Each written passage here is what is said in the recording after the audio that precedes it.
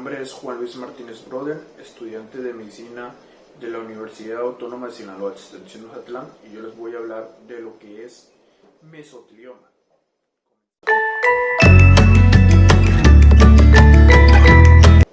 Hablaremos de lo que es mesotelioma. Principalmente, el mesotelio es una capa que recubre órganos vitales como son corazón, pulmones, zona testicular y órganos abdominales. Los mesoteliomas se presentan en un 80% en la pleura y un 20% en el peritoneo. El 75% son mesoteliomas pleurales malignos, que son difusos, y el 25% son tumores benignos pero localizados. Nosotros nos enfocaremos a hablar a lo que es mesotelioma pleural maligno. Ahora entraremos a lo que es la etiología. La exposición al asbesto es considerado como el principal factor de riesgo. El asbesto tiene la facilidad para romperse en pequeñas fibras que pueden instalarse en particular en su forma anfibolita, las cuales por lo general se alojan en las vías respiratorias terminales y estas migran hacia la pleura. La incidencia de presentar mesotelioma pleural maligno va entre un 60 y 80% en pacientes que han tenido contacto con lo que es el asbesto. También la exposición a la radiación ionizante en campos supradiafragmáticos principalmente puede ser un factor de riesgo, aunque con un largo periodo de latencia relacionado con pacientes que reciben tratamientos por enfermedad de Hodgkin o linfoma no Hodgkin. Otro factor de riesgo es el virus simiano 40, el cual inactiva genes supresores de tumores como es el P53 y el PRB, del cual se cree que existe un efecto sinérgico con la exposición del asbesto. Los factores genéticos también están involucrados, como es la inactivación de su ubiquinasa BAP1 y también anormalidades citogenéticas, como en la delección homocigota del gen supresor tumoral CDKN2A y NK4A, que se encuentran en el cromosoma 9 en el brazo corto, y este se ha presentado en el 80% de los pacientes con mesotelioma.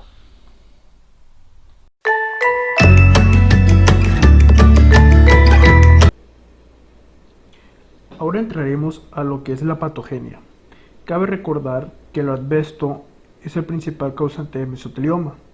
Este provoca lo que es una lesión difusa que surge de la pleura visceral o parietal y se extiende ampliamente en el espacio pleural, y se asocia al derrame pleural extenso e invasión directa de las estructuras torácicas.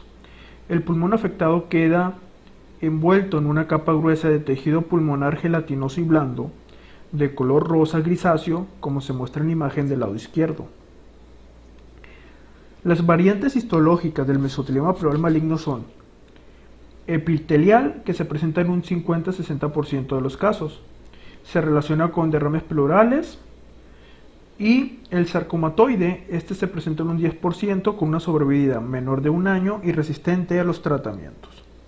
Otra variante es el bifásico, que se presenta en un 30-40% de los casos. El trastorno es más frecuente en el hemitórax del lado derecho que en el izquierdo, y se presenta en un 5% de los casos es bilateral. Esta patología se presenta más en hombres que en mujeres, en la edad de entre 40 y 50 años. En la imagen del lado derecho podemos observar cómo un pulmón está encarcelado por el mesotelioma, que aquí se observa que ya ha penetrado el parénquima pulmonar, ha invadido lo que es el mediastino, el pericardio y el diafragma.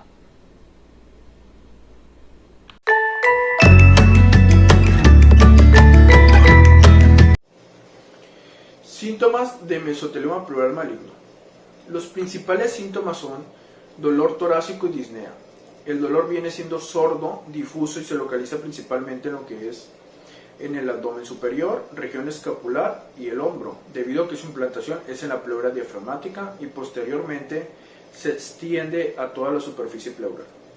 También vamos a encontrar tos, fiebre, sudoración y pérdida de peso. Cuando la enfermedad avanza o se agrava más, vamos a encontrar una afectación de la pleura bilateral, infiltración pericárdica, que puede provocar lo que es un taponamiento cardíaco. También vamos a encontrar lo que es una ascitis y también una compresión de la vena cava superior.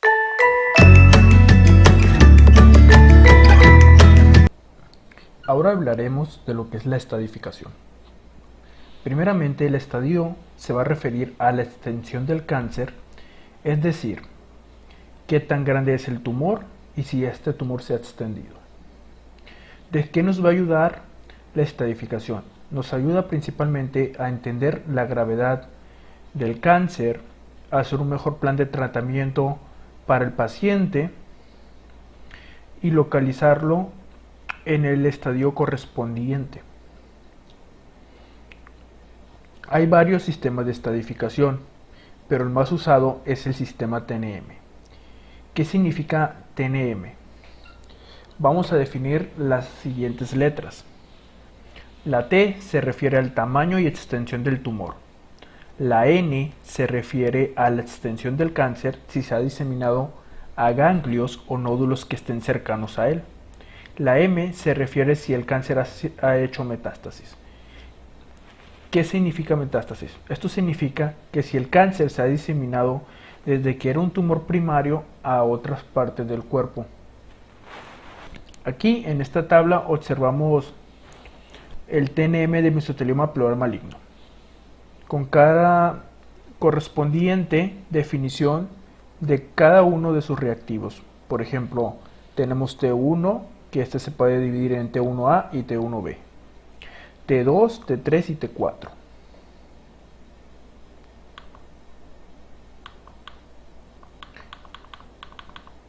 También encontraremos lo que es la N de ganglios linfáticos o nódulos cercanos, con sus respectivas definiciones y la metástasis.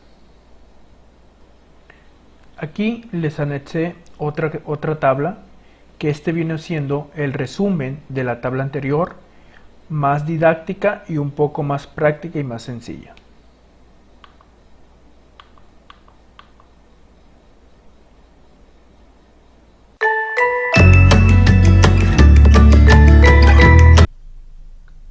Ahora entraremos a lo que es el diagnóstico.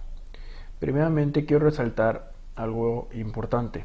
El líquido pleural es exudativo y a menudo es hemorrágico. Con frecuencia, cuando se realizan pruebas citológicas del líquido pleural son negativas. Es necesario lo que es hacer una biopsia para obtener la muestra adecuada para el diagnóstico histológico.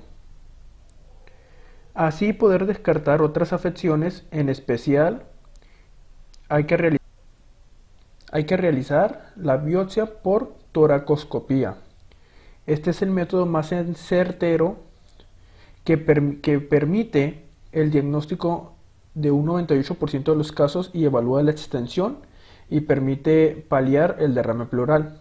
También nos permite clasificar en qué tipo de fase se encuentra el paciente, ya sea en la fase inicial, es decir, que existe un gran derrame pleural y una afectación pleural microscópica, o la fase avanzada, donde el tumor invade la pleura parietal o visceral, o ambas, o la fase final, que esta ya es la ocupación del tumor del todo el espacio pleural.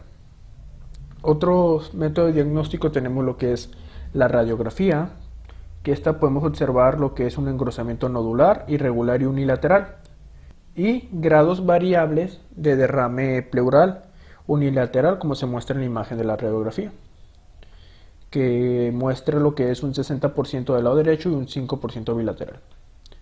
También tenemos lo que es la tomografía computarizada. Esta nos determina la presencia y extensión de la afectación pleural y valorar la invasión del mediastino, la pared torácica y el abdomen superior. Tiene una sensibilidad para encontrar hallazgos que supera el 90%, y esta se considera una herramienta muy útil para estadificar al paciente. Otro que vamos a tener en cuenta es la resonancia magnética.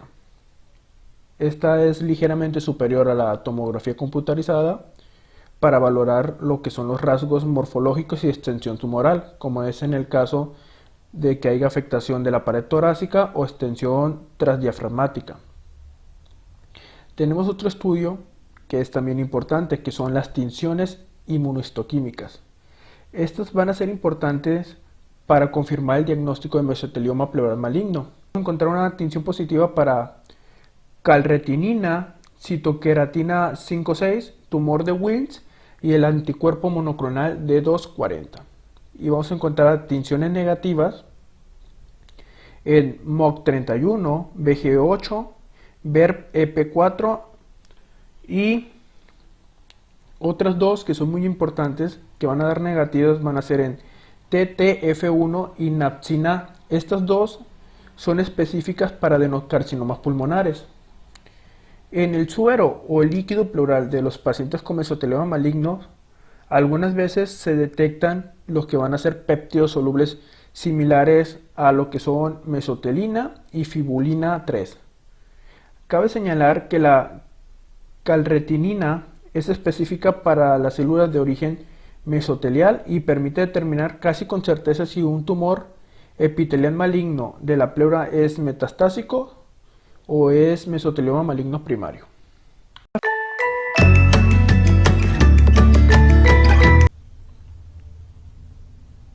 Ahora entraremos a lo que es el tratamiento. El tratamiento pues va a constar en lo que es la cirugía, la quimioterapia o la radioterapia. Primeramente hablaremos de la radioterapia. La radioterapia se puede usar para diferentes indicaciones del mesotelioma. Este se usa más como paliación, como tratamiento preventivo y como parte de un tratamiento multimodal. Este se da en pacientes que sufren dolor, ya sea por la invasión a la pared torácica, y se puede considerar la radioterapia para paliar el dolor. En caso de paliación, el objetivo de la radioterapia va a ser aliviar el dolor y se recomienda en casos de infiltración a la pared torácica o nódulos de permeación por mesotelioma pleural maligno. También vamos a tener lo que es la quimioterapia. En la quimioterapia se recomienda la quimioterapia doble combinada de cisplatino con pemetrexed o raltitrexep, ya que han demostrado una mayor supervivencia en comparación de usar cisplatino solo. También el carboplatino es una alternativa aceptable al cisplatino y puede tolerarse mejor en la población de edad avanzada. En la cirugía sigue siendo un tratamiento importante y de gran utilidad. Tenemos diferentes tipos de lo que es cirugías, como podemos ver, van a ser la neumonectomía extrapleural, que esta consiste en una resección de un bloque de las pleuras visceral y parietal, con el pulmón ipsilateral, con o sin pericardio o con y sin diafragma. También la pleurectomía de corticación extendida. Esta es una pleurectomía parietal y visceral con resección del diafragma o con o sin pericardio. Y otra que tenemos también es la pleurectomía de corticación, que es una pleurectomía parietal y visceral retirando todo lo que es el tumor macroscópico. Y otra es la pleurectomía parcial, que es la resección parcial de la pleura parietal o visceral o ambas con fines de diagnósticos terapéuticos, pero dejando el tumor macroscópico. También encontraremos quimioterapias alternativas que incluyen lo que es la gemcitabina, atraciclinas o vinorelbina. En cuanto al pronóstico de estos pacientes, la mayoría de los enfermos van a morir por insuficiencia respiratoria y complicaciones de la extensión local de la mediana de supervivencia. Desde el diagnóstico varía desde los 4 a 18 meses.